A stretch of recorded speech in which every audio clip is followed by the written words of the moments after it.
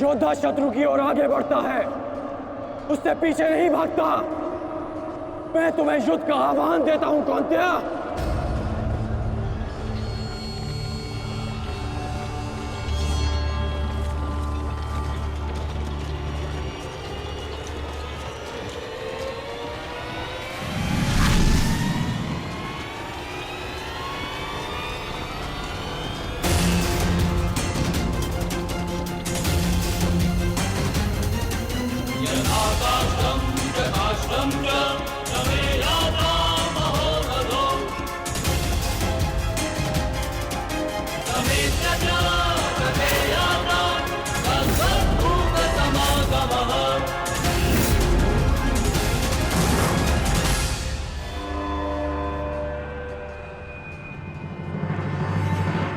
कौंतेय तुम्हारा आवाहन स्वीकार करता है।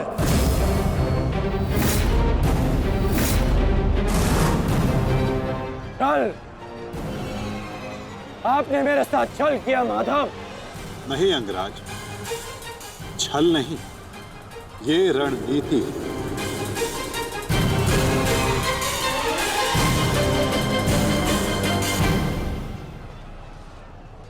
ये युधिष्ठिर का रथ है और इस पर युधिष्ठिर को विराजमान होना चाहिए था। वो तुम्हारी भूल है अंगराज, क्योंकि तुमने रथ को नहीं, रथी को युद्ध के लिए ललकारा है। और तुमने युधिष्ठिर को नहीं, कौंतेय को ललकारा है, युद्ध का आवाहन दिया, और उसने तुम्हारे इस युद्ध के आवाहन को स्वीकार किया है। कर्ण, तुम सदैव मुझसे द्वंद्व करने का अवसर ढूंढते रहे हो कर्ण। समय आ गया है, अब दिखाओ कि तुम कितने समर्थवान और कुशल योद्धा हो। अपना आवाहन पूर्ण करो मुझसे, और वहां भ्राता भीम अपनी प्रतिज्ञा पूर्ण करेंगे।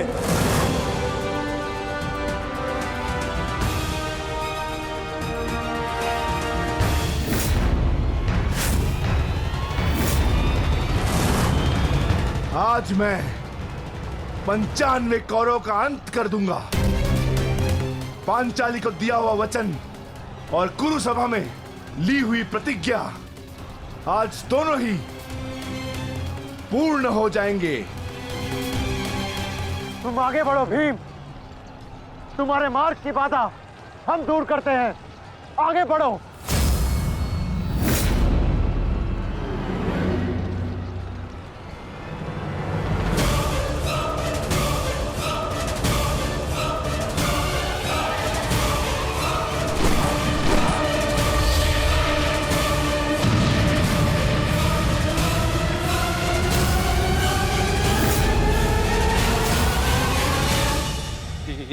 ये क्या कह रहे हो संजय?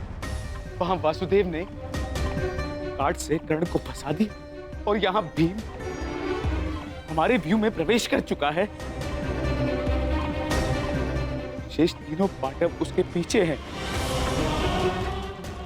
अब कौन बचाएगा मेरे पुत्रों के प्राण? कौन करेगा उनकी रक्षा?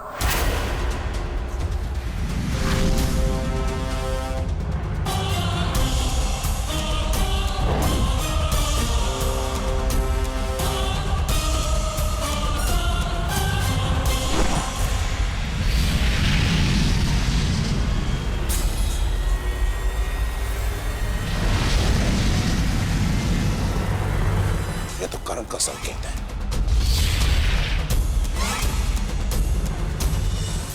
तुम कोई भी संकेत दे लो कर्ण, तुम्हारी सहायता के लिए यहां कोई नहीं आ पाएगा, और ना ही मैं तुम्हें कौरवों की रक्षा करने के लिए यहां से जाने दूंगा।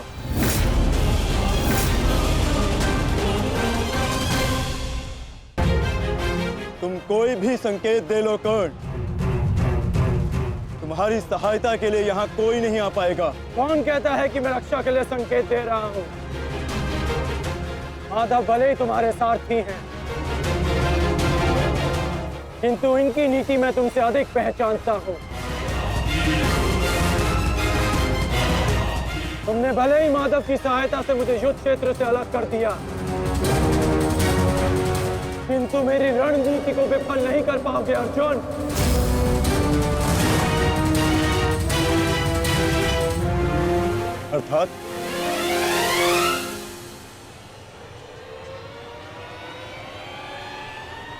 अर्थात मैं तुम्हारी रणनीति में नहीं, तुम मेरी रणनीति में फंसे हो अर्जुन। तुमने मुझे कौरवों से अलग नहीं किया, बल्कि मैंने तुम्हें पांडवों की सहायता से विमुख कर डाला।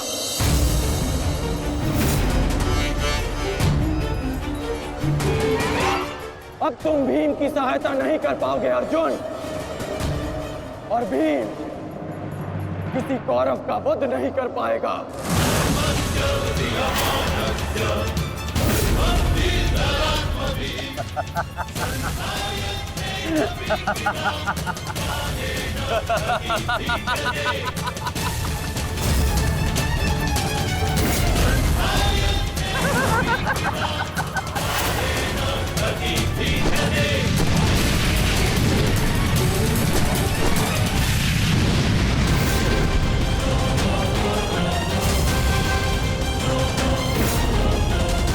हमारा काल बनकर आए थे मूर्ख भीम, परंतु आज तुम स्वयं अपने काल के जाल में फंस गए। प्रिय भ्राता भीम, अकेले ही 100 कौरवों का वध करने की शपथ ली है ना तुमने?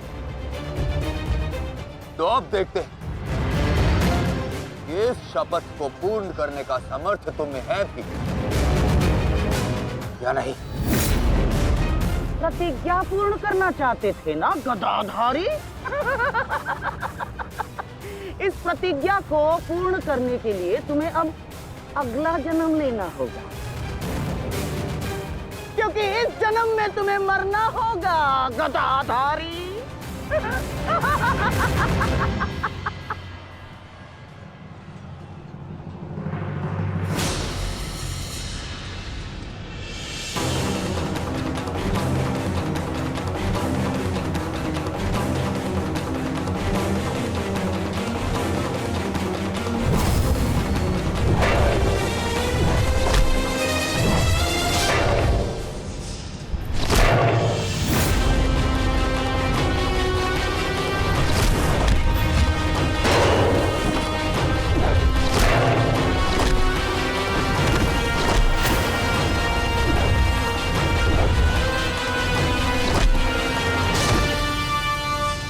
तुमने मेरे पांडवों को बहुत निर्दयता से मारा है भीम।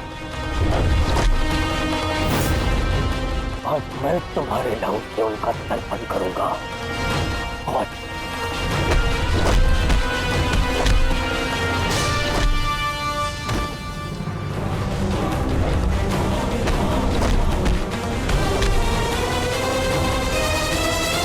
आज मैं तुम्हारे नाम से उनका तर्पण करूंगा।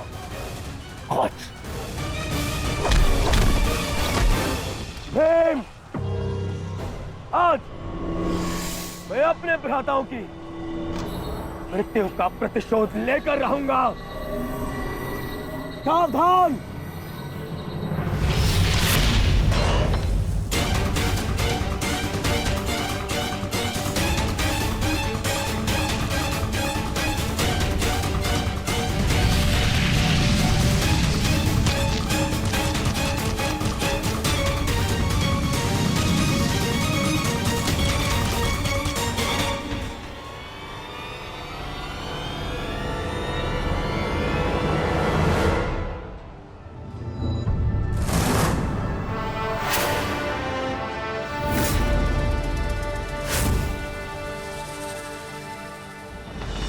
आपका प्रतिशोध पूर्ण हो ना हो, परंतु मेरा प्रतिकार आज अवश्य पूर्ण होगा।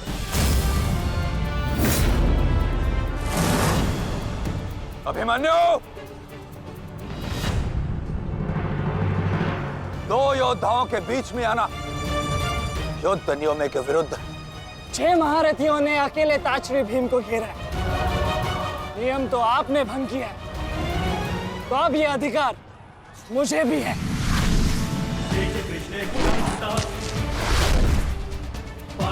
अभिमन्यु! चक्र बंधास्त्र।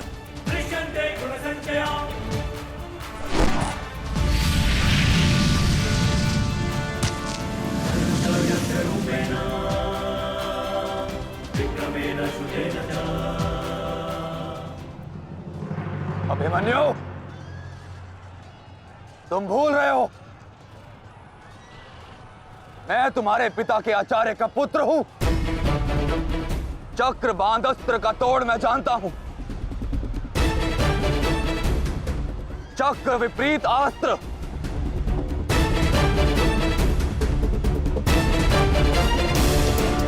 भूल तो आप रहे हैं महारथी। विपरीत अस्त्र तभी कार्य करता है जब युद्ध नीति गत हो। एक योद्धा पर आप सभी ने आक्रमण कर युद्ध नीति भंग की। अब अपनी इस अनीति का दमन देखिए।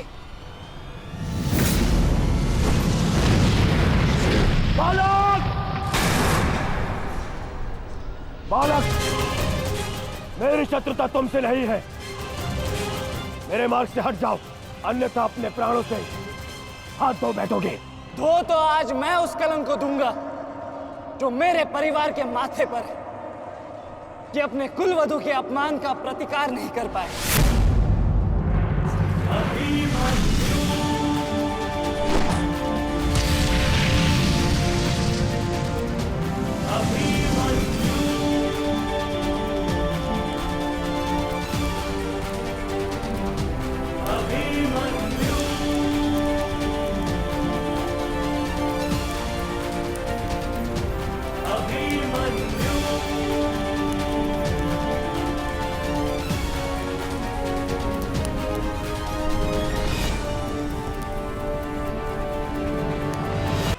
मेरी शत्रुता तुमसे नहीं है। मेरे मार्ग से हट जाओ, अन्यथा अपने प्राणों से हाथ धो बैठोगे। धो तो आज मैं उस कलंक को दूंगा जो मेरे परिवार के माथे पर है, कि अपने कुलवधु के अपमान का प्रतिकार नहीं कर पाए।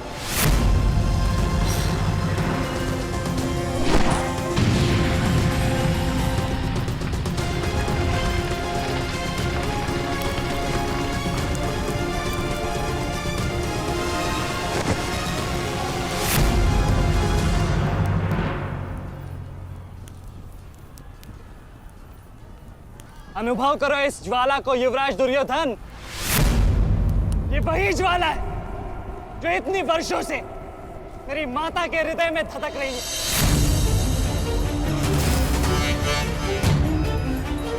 छोटा था मैं बहुत, पर मेरा रोम रोम जल उठता था ये सुनकर कि मेरी माता के साथ क्या हुआ। सोचो मेरे माता पिता और मेरे काकाओं पर क्या बीती होगी जब उन्होंने वह दृश्य देखा।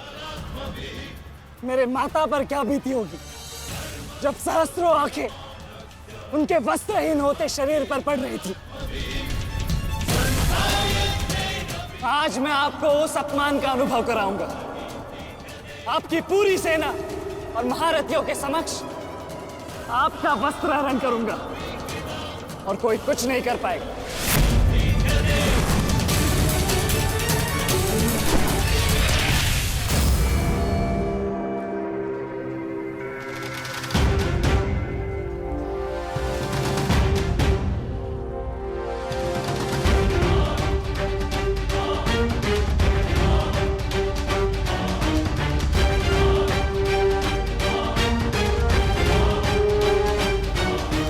अनुभव करो उस अपमान का, अनुभव करो उस वस्त्र हरण से हुए अपमान का जो आप सभी ने किया।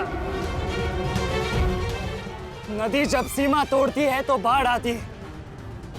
आज आपकी पाप की धारा की बाढ़ में आप स्वयं बह जाएंगे काकाश्री।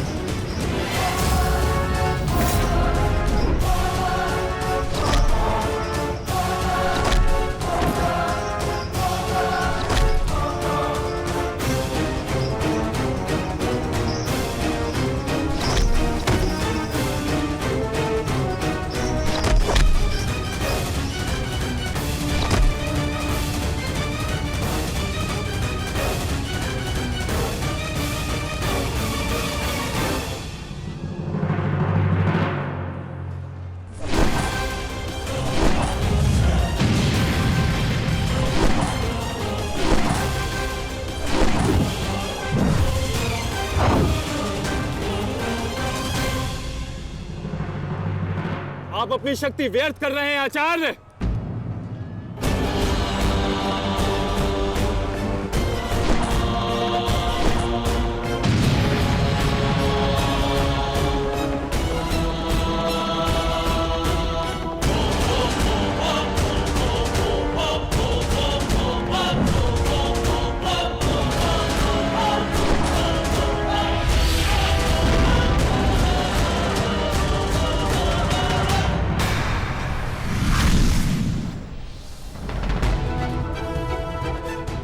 दुर्योधन को मेरी सहायता की आवश्यकता है।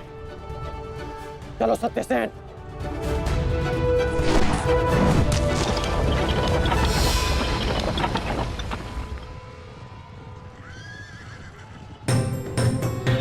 कहां चले अंगराज?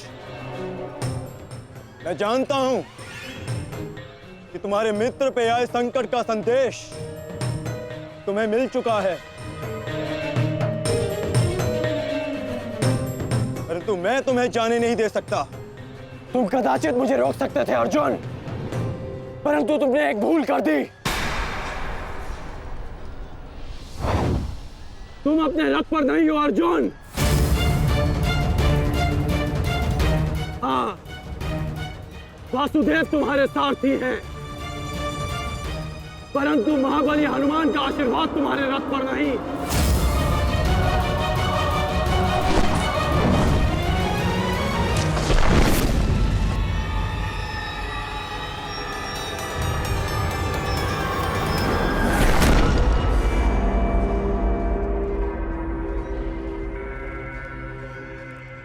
चलो।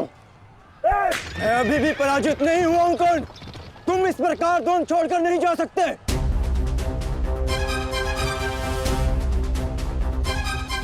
तुम युद्ध के नियम भूल रहे हो अर्जुन। युद्ध का नियम है कि महारथी ही महारथी के साथ द्वंद्व कर सकता है,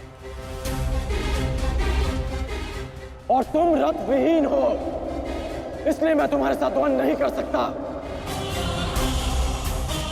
पहले अपने रथ का पहिया सुधारो, फिर आकर मुझे युद्ध का आह्वान देना, क्योंकि परशुराम शिष्य कर्ण नियम तोड़कर युद्ध नहीं करेगा।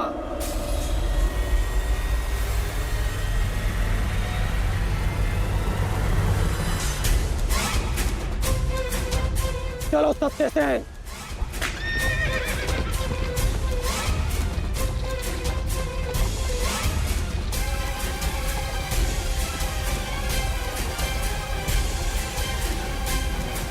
अब समझे पार्थ कि मैं कर्ण की प्रशंसा क्यों करता हूं।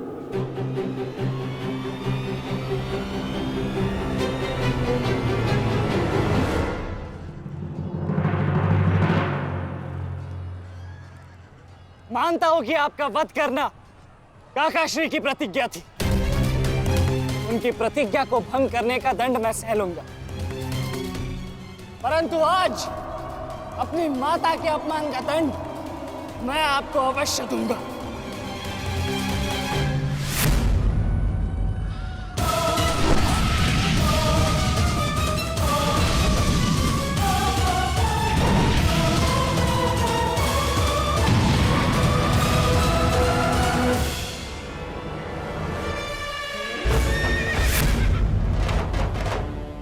किसी की प्रतिज्ञा टूटे, पर मेरी प्रतिज्ञा नहीं टूटेगी अभिमन्यु।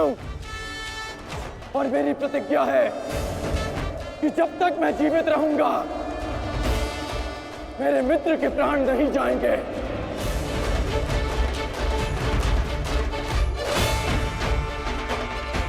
यदि जीवित रहना चाहते हो तो पीछे हट जाओ अभिमन्यु।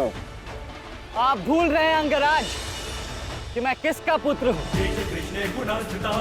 पीछे हटने के बारे में सोच भी नहीं सकता। तो प्रहार सहने के लिए तत्पर रहो।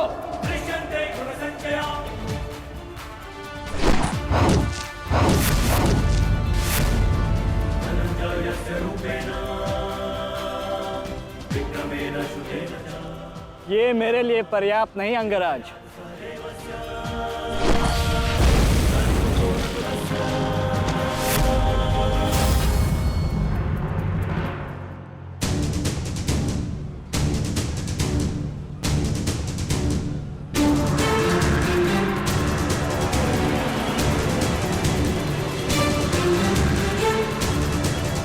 ना मेरे पास बाणों की कमी है और ना प्रहारों की। ये अंतिम अवसर है अभिमन्यु, लौट जाओ।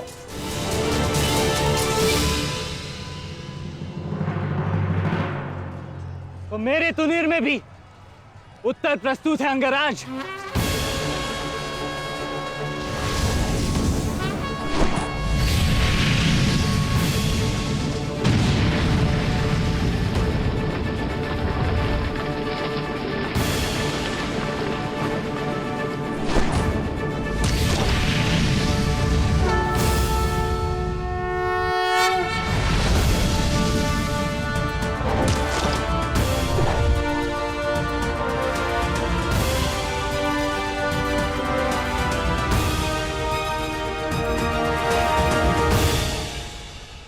मैं तुम्हारा सामर्थ्य स्वीकारता हूं। तुम एक कुशल योद्धा हो अभिमन्यु, किंतु कुशल होने के साथ साथ बुद्धिमान होना भी आवश्यक है। लौट जाओ। यदि कल युद्ध करना चाहते हो तो आज जीवित रहना सीखना होगा। लौट जाओ अभिमन्यु।